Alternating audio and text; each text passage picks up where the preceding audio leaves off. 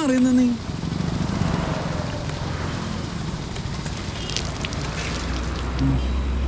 തളറാ. ആ ചേട്ടാ എത്ര 20 ലേറ്റായാ?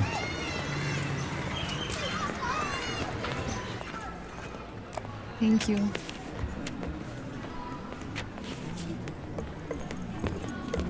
വാ ടീച്ചറെ സുഖമല്ലേ? സുഖം സുഖം ഇരിക്കും. ഫ്രാൻസ് ലാസറിനെ കുറിച്ച് സെയിം കാര്യങ്ങൾ തന്നെയേ എനിക്ക് പറയാനുള്ളൂ. ഇതിപ്പോൾ എത്ര പ്രാവശ്യമായി ഞാൻ പറയണു, നിങ്ങൾ പേരൻസ് രണ്ടുപേരും മാറി മാറി വരുന്നു എന്നല്ലാതെ ഒരു ഇംപ്രൂവ്മെന്റ് കാണുന്നില്ല. ഒരു സ്പെഷ്യൽ അറ്റൻഷൻ കൊടുക്കുന്നത് നല്ലതായിരിക്കും. നിങ്ങൾക്ക് എന്തായാലും കുട്ടിയെ നോക്കാൻ പറ്റില്ല എന്നുള്ള കാര്യം നിങ്ങൾ പ്രൂവ് ചെയ്ത് കഴിഞ്ഞു. അല്ല ടീച്ചറെ, ഞാൻ കുറച്ചും കൂടി നോക്കിക്കോളാം. ഇത് തന്നെയല്ലേ നിങ്ങൾ എല്ലാ പ്രാവശ്യവും പറയുന്നത്?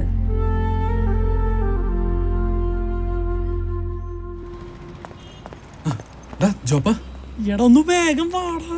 സോറി, കുറച്ച് ലേറ്റ്. സമയം എത്രയെന്ന് അറിയാം? വണ്ടി കുര്യച്ചറ നമുക്ക് വേണ്ടത്. താൻ ആ ഹൈവേയിലെ പ്രോപ്പർട്ടി ഒന്ന് നോക്കാം. ആ നോക്കാം. Anson, good afternoon. Good afternoon. Joseph please. Hello.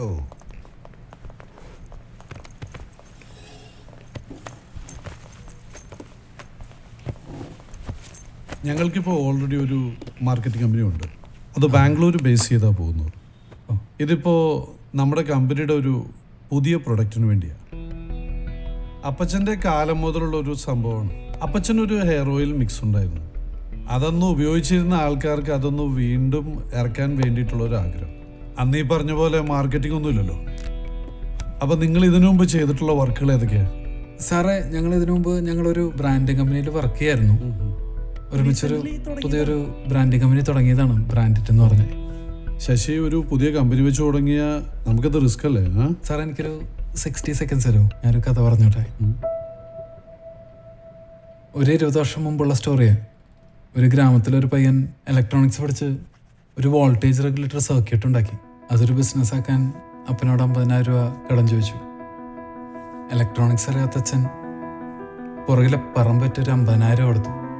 ആ മകനൊന്ന് കോടികൾ ബിസിനസ് ചെയ്യുന്ന ഇലക്ട്രോണിക്സ് രംഗത്ത് കിങ്ങായി. ആ കിങ്ങിന് മുമ്പില്ല സാർ ഞങ്ങൾ നേരിക്കുന്നത്.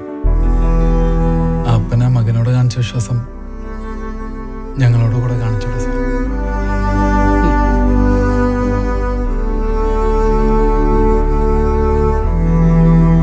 ശശി, പിള്ളേരും മർമ്മത്തിൽ പിടിച്ചാണല്ലോ കളി. എന്റെ കേട്ടപ്പോ ഫ്രാൻസ് എന്താ പറയുന്ന? എന്റെ അഭിപ്രായത്തിൽ വേണ്ടെന്നാ തോന്നണേ. എന്നാ ശശി, ഇവർക്കൊരു അവസരം കൊടുക്കാം. നീ ആ സാധനം മടക്കി മടക്ക്.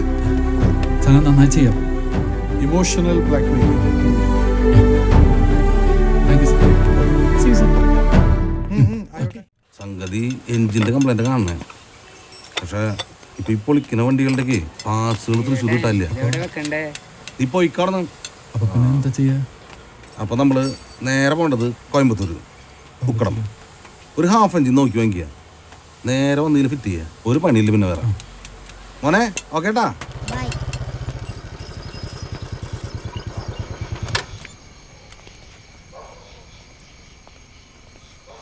അപ്പനെന്താ ഇവിടെ ഇരിക്കണേ?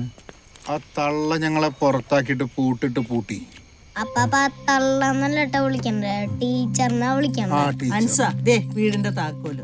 നിങ്ങളുടെ സാധനങ്ങൾ എന്താണെന്ന് വെച്ചാൽ എടുത്തിട്ട് ഇപ്പൊ ഇവിടെ നിന്ന് ഇറങ്ങണം. ടീച്ചറെ, നാളെ പൈസ തരാൻ ബാക്കി. അതിപ്പോ പറഞ്ഞിട്ട് കാര്യമില്ല. ഞാനിപ്പോ ഇവരെ വിളിച്ചോണ്ട് ഇങ്ങോട്ട് പോവാ. എന്നോട് ഇത് പറഞ്ഞിട്ട് എന്താ കാര്യം? ഒരു കാര്യമില്ല. എന്നാ താക്കോല് പിടി. വാടകയും തരൂല മനുഷ്യനെ ബുദ്ധിമുട്ടിക്കാൻ.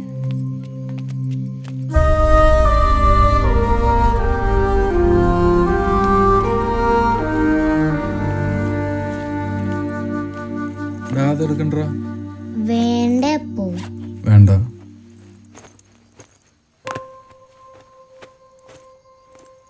നീ ആ ബുക്കൊക്കെ എടുത്തേ. നിന്റെ യൂണിഫോം ഒക്കെ എടുത്താ?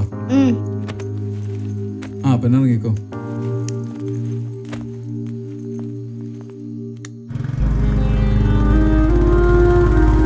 ആ ടീച്ചർ വളവാണ്. സൂക്ഷിച്ചോ. ഞാൻ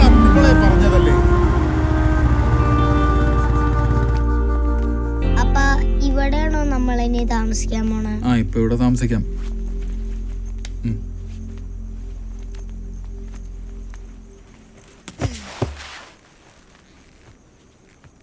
അപ്പാ എനിക്ക് വിശക്കണു. അപ്പാ എനിക്ക് വിശക്കണു. ആ കേട്ടു. അപ്പനെന്താ വേണ്ടേ? എന്തെങ്കിലും മേടിച്ചോ?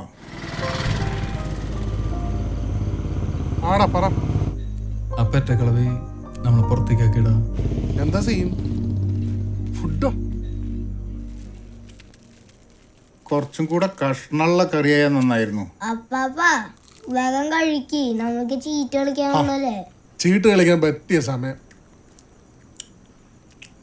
നീ കളിക്കുന്നില്ലേ? ചെല്ല്. ഇത് പുതിയ ചീറ്റ. എന്ത് മതി ചീട്ട്? അയ്യോ കാർഡ്സ്. അയ്യോ കാണിച്ച് ഇപ്പൊ കളിക്കാൻ പറ്റിയ കളി. എന്തുകൊണ്ട് കളിയാണിത്? ഫുൾ ABCD ആണല്ലോ. ജോമി ചേട്ടാ, ഈ കളി ചീറ്റ് പോലെ ഇരിക്കും. ഓ പിന്നെ ഇത് ചീറ്റുമാണ്. ഇതില് വേർഡ്സ് ഉണ്ടാക്കണം. വേർഡ്സ്, അതുകൊണ്ടാണ് ABCD ഇതിലിട്ടാണ്. ഫോൺ എടുത്ത്. ഈ കാർഡ്സ് ഫുള്ള് സെറ്റായവര് ഇങ്ങനെ കമത്തി വെക്കണം. എന്നിട്ട് അയ്യോ അയ്യോ എന്ന് പറയണം. അയ്യോ എന്നാ പറ്റി? ജയിച്ച്. ഓ ജയിച്ചെങ്കിൽ ഇങ്ങനെ പറയണല്ലേ. കാർഡ്സ് കളിക്കും. സൊല്യൂഷൻസ്. ഡാ നാളെ സ്കൂളിൽ പോണ്ടേ? വേഗം കിടന്ന് ഉറങ്ങാൻ നോക്കിയേ. നിനക്ക് നാളെ ജോലി ഒന്നുമില്ലേ? സൊല്യൂഷൻസ്. അത് മാത്രമാണല്ലോ ഇവിടെ ഇല്ലാത്തത്.